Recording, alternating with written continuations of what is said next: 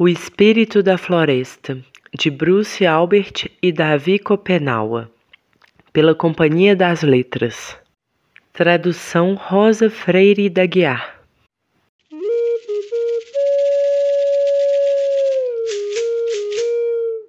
Começou-se por cortar o homem da natureza e constituí-lo como um reino supremo.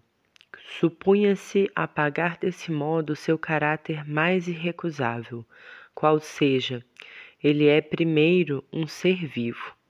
E permanecendo cegos a essa propriedade comum, deixou-se o campo livre para todos os abusos. Claude Lévi-Strauss. Prefácio. Emmanuel Kocha. Depois de os relatos da ecologia terem surgido nas cidades, nossas palavras sobre a floresta puderam ser ouvidas pela primeira vez. Davi Copenaua. Por um estranho paradoxo, é na pesquisa e na literatura antropológica que o pensamento ecológico parece ter se encarnado de modo mais radical e inovador nos últimos 40 anos. Assim, as referências mais clássicas, como Aldo Leopold, Eugene Odum, Arne Naess, Starhawk ou Val Plumwood, foram progressivamente completadas ou substituídas por argumentos, visões, ideias de Donna Haraway, Vinciane Desprez, Eduardo Viveiros de Castro, Anna Thyssen, Eduardo Kohn, Philippe Descola ou Bruno Latour. Seria ingênuo pensar que se trata de um fenômeno ligado a uma escola, a uma tradição disciplinar ou a um contexto geográfico específicos. Ele ocorreu quase simultaneamente dos Estados Unidos à França e do Brasil à Grã-Bretanha, e envolveu nomes muito distantes e não necessariamente compatíveis da pesquisa antropológica. No entanto, seria difícil imaginar uma transformação mais surpreendente. A ecologia nasceu como saber em torno das comunidades produzidas por formas de vida que nada têm em comum, além de uma ausência de vida espiritual e intelectual. Ela contempla a maneira como uma diferença extrema de natureza e a ausência de cultura podem produzir vastas populações equilibradas e em constante harmonia segundo leis que ela esforça em ligar à ideia de equilíbrio termodinâmico. A antropologia é a ciência que estuda as diferenças de cultura e as formas de articulação da vida social e simbólica dos vivos que compartilham uma só e mesma natureza, mas que não param de se diferenciar no modo de expressar e interpretar dessa natureza. Graças à ecologia, estamos acostumados a imaginar fora das cidades um equilíbrio milagroso que permite anatomias e fisiologias incompatíveis se associarem sem que ninguém tenha de escolher solução alternativa. Portanto, sem nenhuma necessidade de simbolizar essa mesma comunidade.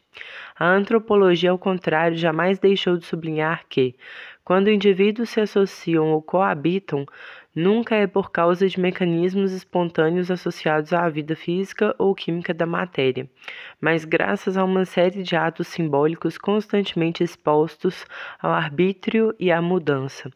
Essa substituição esconde, portanto, uma dupla transformação. Para poder integrar a tradição antropológica, a ecologia deve deixar de se conceber como um ramo das ciências naturais, ainda que herética e dissemelhante, e se transformar numa fenomenologia do espírito mais além do humano. Deve supor, conquanto implicitamente, que a vida pensa e fala em todo lugar, e que o que nos parecera uma diversidade de natureza não era mais que uma pluralidade das manifestações culturais de uma só e mesma natureza. Os cães e os gatos, os carvalhos e os pinheiros, as plantas e os animais são opostos da mesma maneira que as culturas Yanomami e Ruma podem sê-lo. De certo modo, se trataria de fazer da ecologia uma espécie de inversão e superação do totemismo. Este colocava, segundo Lévi-Strauss, uma equivalência lógica entre uma sociedade de espécies naturais e um universo de grupos sociais, uma homologia, não entre grupos sociais e espécies naturais, mas entre as diferenças que se manifestam, de um lado no nível dos grupos, de outro no nível das espécies, e até mesmo uma homologia entre dois sistemas de diferenças situados um na natureza e outro na cultura. Mas sempre se tratava de pensar a cultura humana a partir da natureza não humana. A ecologia pode se tornar etnografia unicamente afirmando o fim da divisão entre natureza e cultura e transformando a natureza num sistema de diferenças culturais. A antropologia, ou melhor, a etnografia pode, em contrapartida, transformar-se em ecologia somente quando deixa de pressupor uma sinonímia exclusiva entre cultura e vida humana. O estudo da capacidade da vida simbólica em produzir sociedades diversas não pode se limitar a uma só espécie, a nossa, mas deve se tornar o filtro através do qual se estuda a multiplicidade das formas, espécies que a vida na Terra produziu. Os autores dos ensaios reunidos neste volume tiveram um papel considerável nessa lenta e imperceptível metamorfose que está transformando a ecologia numa nova etnografia pós-antropológica que não distingue e já não consegue distinguir os povos humanos e as populações não humanas. Em 2010, publicaram juntos na França, na prestigiosa coleção Terre Humaine, La Chute du Ciel, Paródias d'un Chaman Yanomami. Assim que lançado, o livro foi saudado como um opus magnum destinado a entrar no panteão dos grandes textos da antropologia, capaz de brilhar com uma intensidade talvez só comparável à do segundo volume da coleção, Tristes Trópicos. O livro representava de fato uma verdadeira revolução da prática etnográfica tradicional. Era a primeira vez que um antropólogo tentava levar em conta no próprio ato de tomada de palavra e também na forma dessa palavra o desejo de fazer falar na primeira pessoa a cultura estudada. Bruce Albert inventa um novo pacto etnográfico fundador que transpõe a cena política para a da escrita etnográfica, produz uma reversão da relação hierárquica inerente à situação etnográfica, na textualidade monográfica que ela descorreu. Não se tratava simplesmente de uma mudança da gramática do discurso.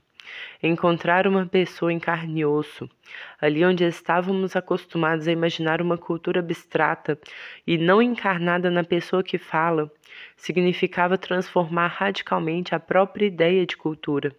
Assim, em vez de pensar que a geografia cultural do planeta se assemelharia fora do Ocidente a uma tectônica de placas que opõe continentes dogmáticos a que populações inteiras aderiam como por mágica, podemos imaginar indivíduos específicos que concebam um mundo para transformá-lo segundo sua imagem e semelhança.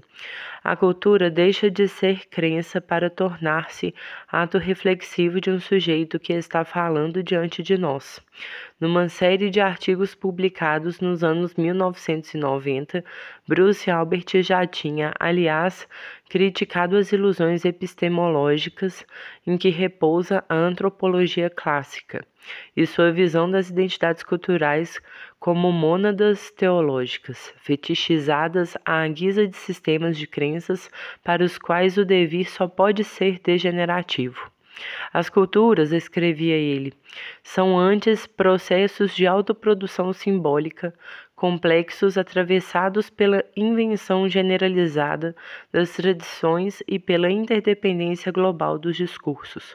Nesse contexto, o abandono da postura etnográfica tradicional, tal como foi canonizada por Malinowski no prefácio de Argonautas do Pacífico Ocidental, não depende, portanto, da modernização e do desaparecimento dos povos indígenas, mas do fato de que eles se tornam cada vez mais sujeitos da própria história e leitores dos próprios etnógrafos. De certa maneira, esses povos estão hoje em posição de produzir seus próprios etnógrafos e constituir suas culturas como etnografias reflexivas, graças ao encontro da cultura deles com a nossa.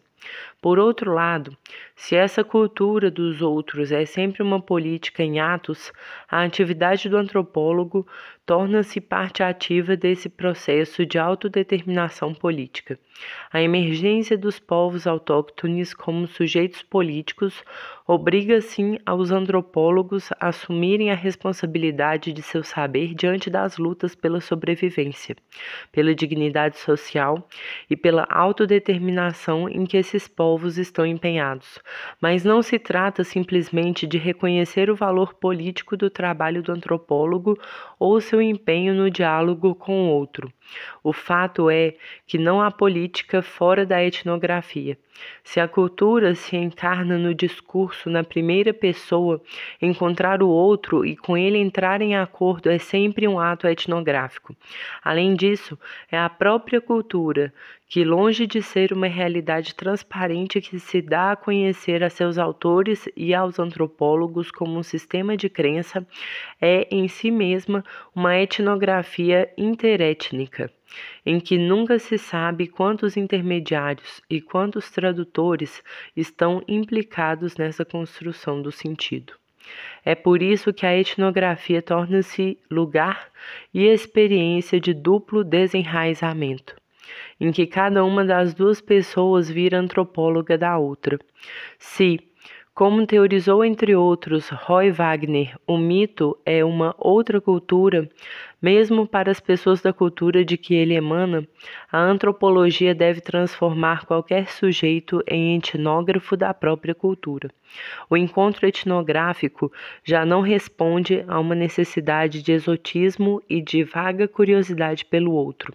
Já não poderá se resumir, como o desejaria um certo anacronismo positivista, a uma coleta de materiais de fatos sociais, independente do contexto histórico e político, em cujo seio a sociedade observada está em confronto com a do observador.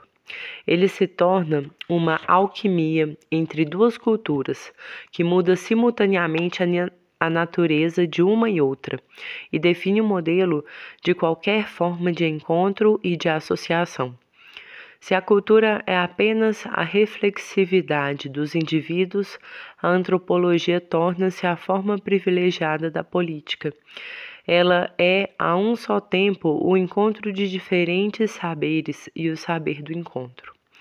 Mais que a encenação da tomada de palavra de um que reduz o outro a um estereótipo mudo, o livro antropológico passa a ser um concerto em que duas vozes tentam encontrar o uníssono, um minueto de dois corpos que ritmam juntos sua concordância. É o que ocorre neste livro prodigioso, em que a etnografia se torna sinônimo de cultura, e em que a cultura se torna o gesto que permite a qualquer vida encontrar outra e com ela coabitar. É como se o xamanismo deixasse de ser uma prática cultural específica de uma cultura para ser a forma transcendental de qualquer ato simbólico. Como escreveu Roy Wagner, se faz necessariamente parte da vocação do xamã emoldurar uma imagem de si mesmo na qualidade de moldureiro das imagens dos outros. Coloca-se então a questão de saber quem ou o que é verdadeiro xamã, o mediador universal das vozes. Trata-se do surpreendente e engenhoso antropólogo Bruce Albert no caso de Davi Copenaua? Neste caso, é claro, Albert é o xamã do xamã, mas você e eu, leitores deste livro, o somos também. Portanto, não é um acaso se a queda do céu foi saudado como Bíblia xamânica, cavalo de Troia conceitual, por assim dizer, na forma de um texto escrito. Eloquente, verdadeiro, poético, eficaz, capaz de emocionar o coração e transformar a alma dos leitores, capaz de convencê-los, ou melhor, convertê-los. Mas esse livro foi importante também por outra razão. Logo se transformou na nova Bíblia dos movimentos ecológicos emergentes no mundo inteiro. Em suas páginas, de fato, a possibilidade de fazer da etnografia uma forma alternativa e melhorada de ecologia deixava de ser simples sugestão ou tarefa a cumprir num futuro muito distante, para se tornar a reivindicação explícita de uma doutrina completa. É nesse livro, e ainda mais no presente opus, que o encontro etnográfico se amplia automaticamente para uma etnografia universal do que é vivo. É verdade que já Claude Lévi-Strauss fizera do mistério ecológico por excelência o da identidade entre o humano e o não humano, o núcleo do objetivo de toda pesquisa antropológica. No famoso trecho das conversas com Didier Eribon, Lévi-Strauss afirmara que, caso se interrogasse uma indígena sobre a definição de mito, seriam muitas as chances de que a resposta fosse uma história do tempo em que os homens e os animais ainda não eram diferentes. Essa definição, acrescentara, me parece muito profunda, porque apesar das nuvens de tinta projetadas pela tradição judaico-cristã para mascará-la, nenhuma situação parece mais trágica, mais ofensiva ao coração e ao espírito do que a situação de uma humanidade que coexiste com outras espécies vivas sobre uma terra cuja posse partilham. O mito, isto é, a forma de expressão a um só tempo mais original e mais universal da vida cultural humana, é apenas uma maneira de pensar a não distinção entre as formas que a vida articulou. Nesse trecho denso que esconde sua radicalidade na velocidade de uma nota estenografada. Lévi-Strauss não se limitava a fazer da antropologia a ciência que tenta compreender como e de que formas o saber em torno de nossa identidade com os outros animais se construiu e se difundiu de modos diferentes daquele da biologia ocidental. Com um gesto que quase passou despercebido, ele desmascarou de maneira indireta o complexo mitológico judaico-cristão como uma espécie de tentativa de recalcar ilusoriamente essa intimidade, mas ao mesmo tempo sugerindo suas razões. Se as religiões adotadas pelo Ocidente preferiram concentrar-se na história de uma divisão nítida e absoluta com o mundo animal, se fizeram do humano uma espécie superior diante de todas as outras, foi para atenuar a tragédia da incomunicabilidade entre elas. Mas, de certo modo, também se tratava de um uso consolador, e no fundo muito romântico, dessa intuição. Por um lado, tal identidade era vista como afastada no tempo. A ciência antropológica não pode senão se contentar com uma posição marginal diante da afirmação da biologia contemporânea pós-darwinista de uma identidade ontológica e não histórica entre o humano e o animal. Por outro lado, a comunicação entre as duas classes de seres e, portanto, das esferas de natureza e cultura que se fundem em sua distinção e sua oposição, permanecia e parecia ter de permanecer para sempre. Impossível. O trabalho de Bruce Albert e Davi Copenaua representa uma dupla inversão exatamente neste ponto. É a partir da comunicação presente, contemporânea, real entre humanos e não humanos, ou melhor, de seu encontro etnográfico que se pode, ao contrário, aprender sua identidade. Aliás, é por nos comunicarmos com os não-humanos e por essa comunicação parecer-se fazer conforme os modos da comunicação interétnica que a ciência da identidade entre humanos e outros modos de vida não é e não pode ser a ecologia, mas deve assumir a forma de uma etnografia ampliada. Os autores de A Queda do Céu foram bastante claros nesse ponto. As palavras da ecologia, afirmava Davi Copenaua, são nossas antigas palavras, as que Omama deu a nossos ancestrais, os Chapiripê. Defendem a floresta desde que ela existe. Sempre estiveram do lado de nossos antepassados, que por isso nunca a devastaram. Ela continua bem viva, não é? Os brancos, que antigamente ignoravam essas coisas, estão agora começando a entender. É por isso que alguns deles inventaram novas palavras para proteger a floresta.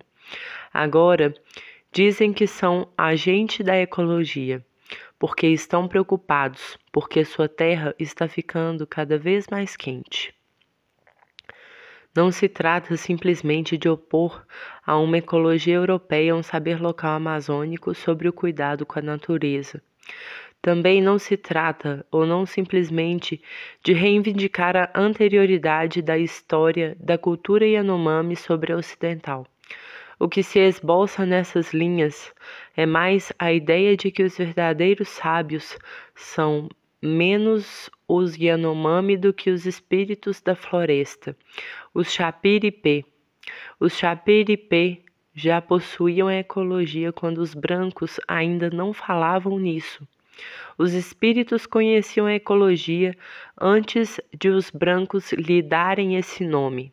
Aliás, é só porque esse saber não pertence simples e exclusivamente ao povo e à cultura Yanomami, mas a outro povo composto por outras realidades, que Copenhague poderá dizer que nascemos no centro da ecologia e nela cresceremos. A percepção da identidade com os animais só pode ser etnográfica, pois é resultado de uma comunicação com outro povo, que na realidade não é humano nem animal. A identidade entre todas as formas de vida não é uma evidência física ou biológica, é uma evidência cultural, pois a identidade humana e animal também não são realidade física, mas um fato cultural e histórico que só pode ser compreendido por meio de uma pesquisa etnográfica. Com efeito, segundo os relatos do primeiro tempo, Rapau Terremeteá, os Yanomami, os primeiros antepassados míticos, foram humanos com nomes de animais, os Yaroripê. O atual aspecto deles é uma consequência do fato de terem produzido todo tipo de desregramento. Se perderam sua forma, mas não sua subjetividade humana, Shiwari, e se viram um após o outro agarrados por um devir animal irrepressível, Yaroprai. Transformados em caça foi por causa de um acontecimento histórico e não de uma qualquer lei da natureza.